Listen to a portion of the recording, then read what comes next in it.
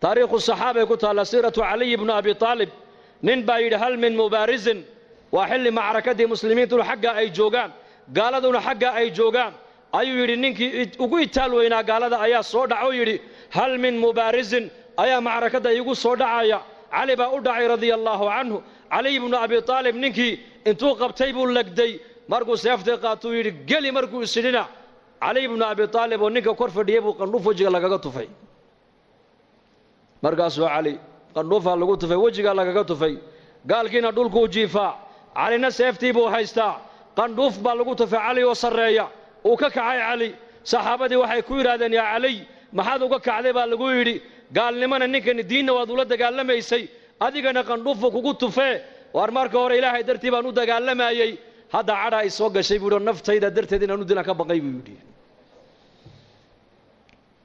lillaahiyad waxaan qaban Ilaahay dartii baan u qaban cidaan jeclaan Ilaahay dartii baan u jeclaan cidaan nici Ilaahay dartii baan u nici waxaan bixin Ilaahay dartii baan u bixin waxa khayran sheeg Ilaahay dartii baan u sheegi khayrkan dhageysan Ilaahay dartii baan u dhageysan waa inaad noqoto qof diiniya oo diintu ay xakameynayso si su'aasha qabriga kugu dhib yaraato tiraado aniga diintaydu waa islaam sidii labadii nin ee xadiiska nabiga noogu sheegay fi sunan nin baa nin dhul ka iibiyay dhulkii markuu gatay waa dhul beereed buu ahaa uu falay markaa khasna dahab markaa uga soo baxday jarra min adahab uu qaatay oo la ordo ninkii lahaaba uu keenuu ka yiri war dhulkaad iga iibisay dahabka inta leeg baa ka soo baxee malaha waadi lowsaneed iga qaada buu ka yiri markaas uu may anu kuma ogeyn adaa Ilaahay ka siiyay adaa iska qaada buu ka yiri war waxaan adiga le iga qaado inaga zamankeena waa maxay war waxaan aniga le isii weeyaan teen waxa ku dagaalamayno dhulkan aniga le gurigan aniga laha meheradan aniga laha waxaan aniga laha bas ku haysanaa iyagu waxay taagnaayeen dadku markay hagaageen war waxaan adiga le iga hoo iyo ka qaadan maayo may ma dhici karto may adaa iska le adaa Ilaahay ku siiyay iska qaado may dhulkan adaa iga iibiyay malaha waad halmaamsantay adiga iska le iga qaado waxaan mali anigu yahay lacagta intan leegna anigu kuma siine may labadii nin intay isqabsadeen bay maxkamadda tageen hay isku haystaan kan wuxuu leeyahay xoolaha nin kale leh ha iga qaato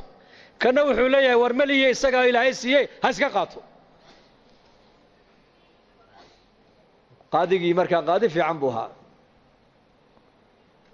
qudaada zamankan laga yaabay inay oran lahaayeen xoolaha dawladda la iska keena ila qaar baa iska fiican way jiraan laakiin kuwada waxa iska jira dawladda u shaqeeyo moogta xoolaha dawladda iska keena halka ka baxayno kuna moodan wuxuu yiri adu maxaa leedahay ubad wiil adiguna gabadh labada isku guuriya labadaana xoolaha siiyo buu yiri bal firso islaahu waa ajiib